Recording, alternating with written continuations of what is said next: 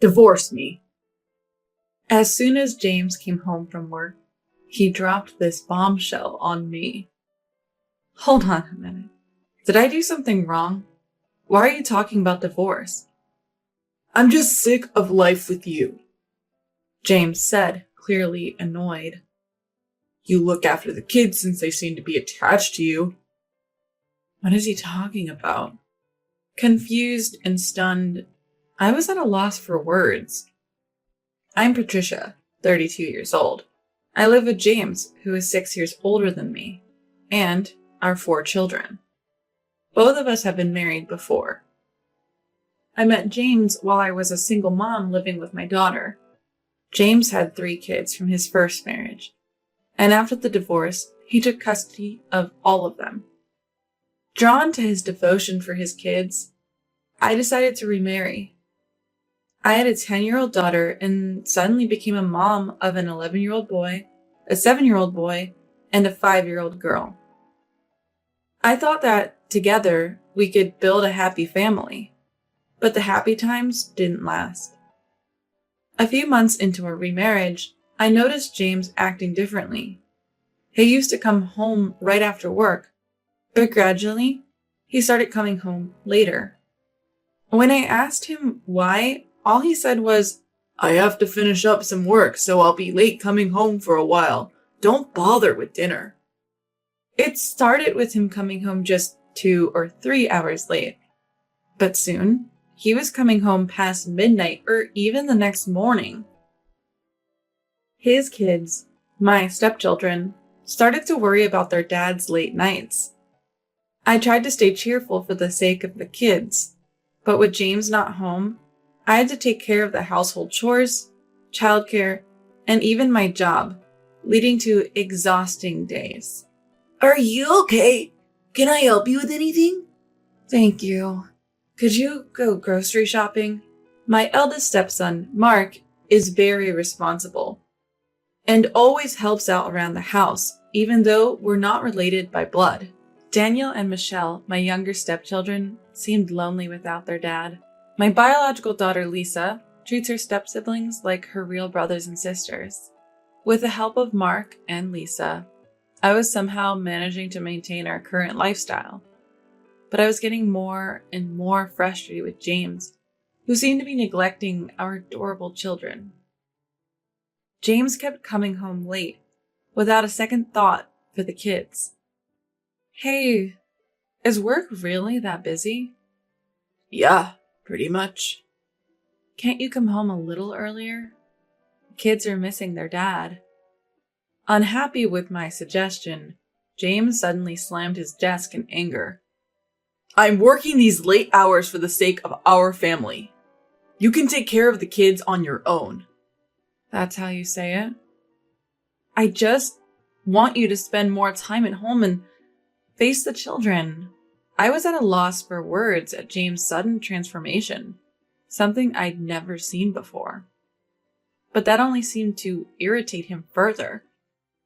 Can't you even handle the kids properly? I was too scared to say anything more as James shouted and kicked a chair across the room. From that day on, James was hardly ever home. He wouldn't answer his phone, leaving me anxious as I took care of the kids day in and day out.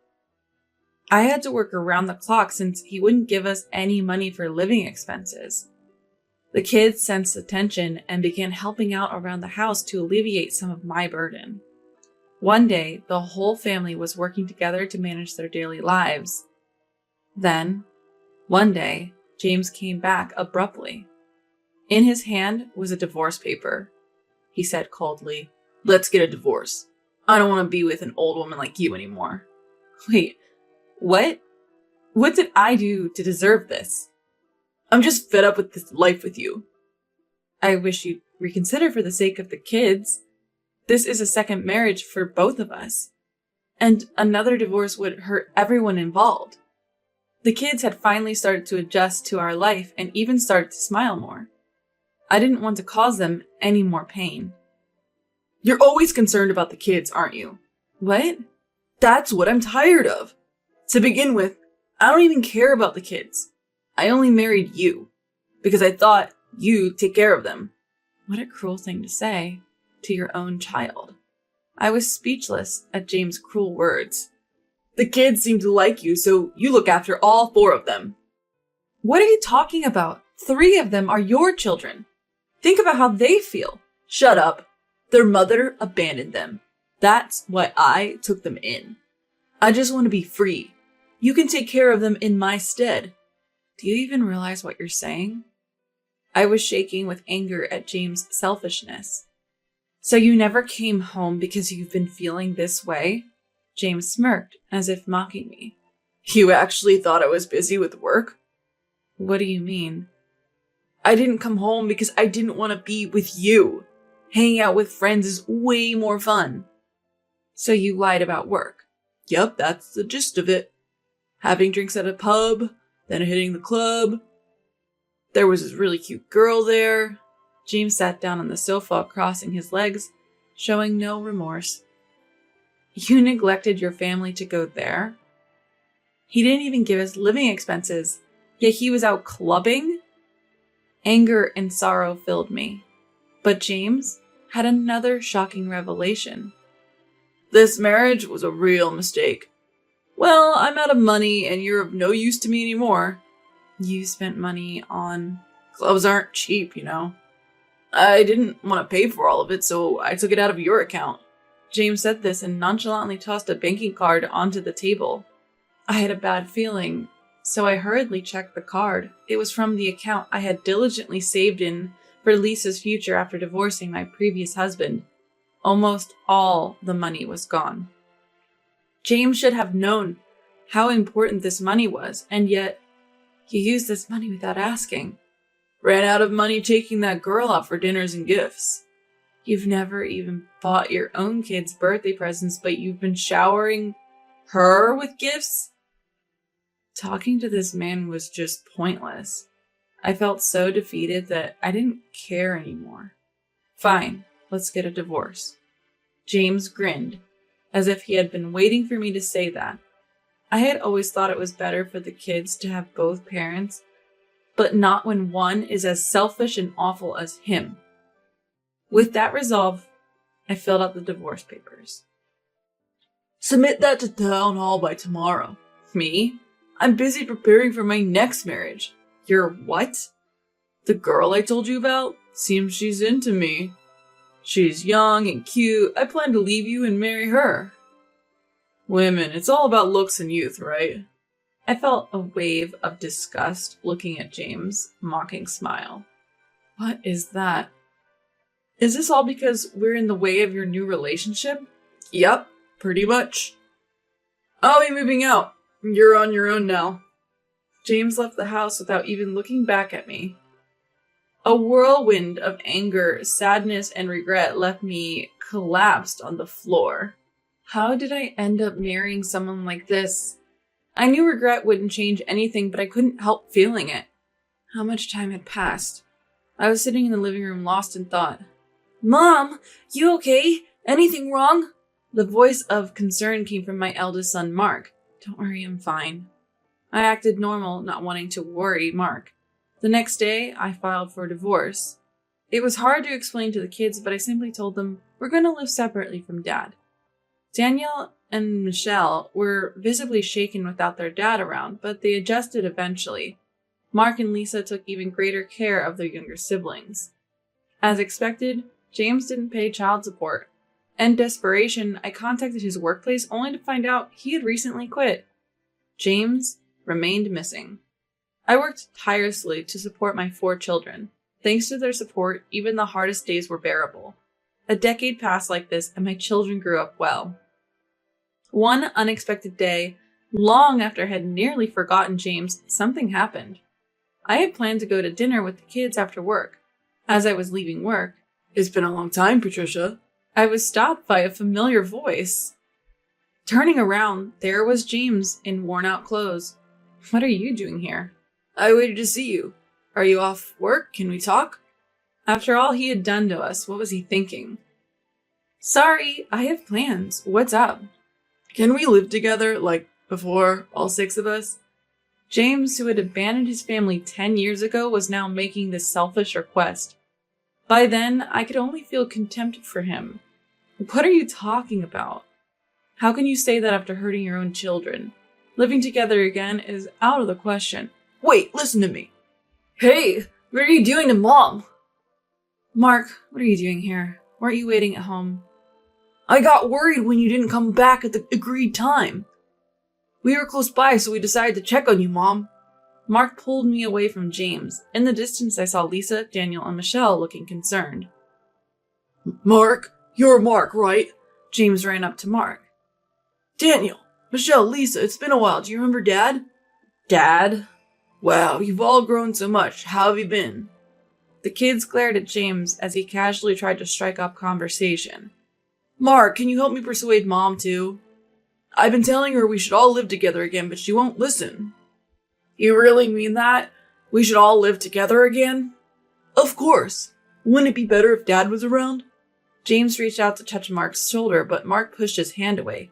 Are you kidding me? Do you have any idea how hard Mom has struggled all these years? You show up out of nowhere, saying we should live together, that it's better if you're around. I've never once thought of you as my dad.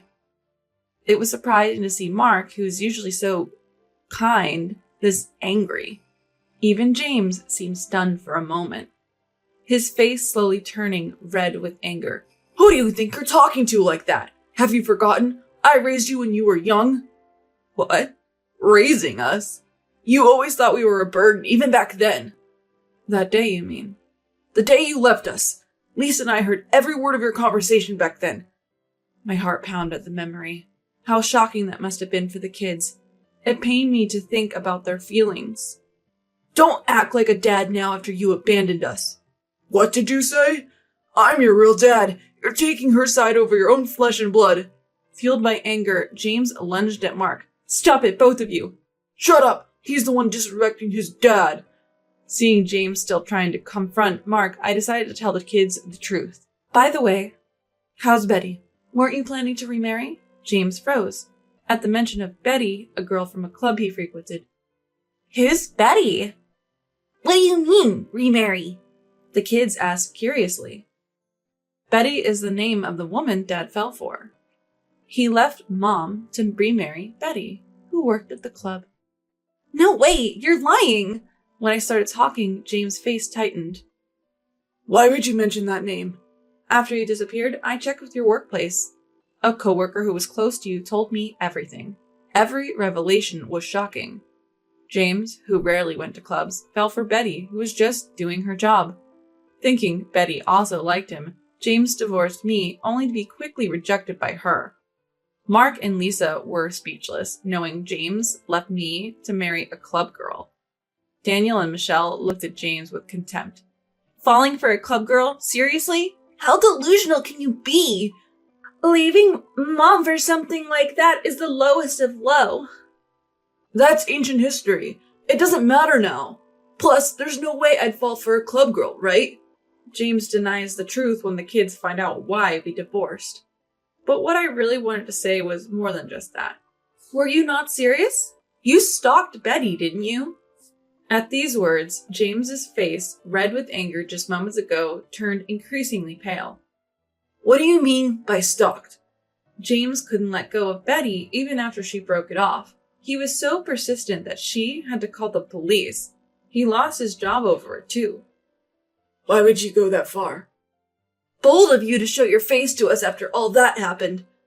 Our kids looked at James with disdain, as if he was something filthy. I genuinely feel guilty for what I've done to you. After losing my job, I was barely making ends meet, and now I can't work due to health issues. That's why I want to come back and start fresh with you as a family. So he only showed up now because he can't work. I felt dizzy at James, who was just as selfish as he was before we divorced. I swear I won't hurt you again. Please reconsider. No way, are you kidding? Michelle was the first to speak up. Exactly, it's too late to try and make amends now. You brought all of this upon yourself. Our kids unleashed their pent-up frustrations and anger. Mom may not be our biological mother, but we love her and want her to be happy going forward. If you make her suffer anymore, we won't forgive you.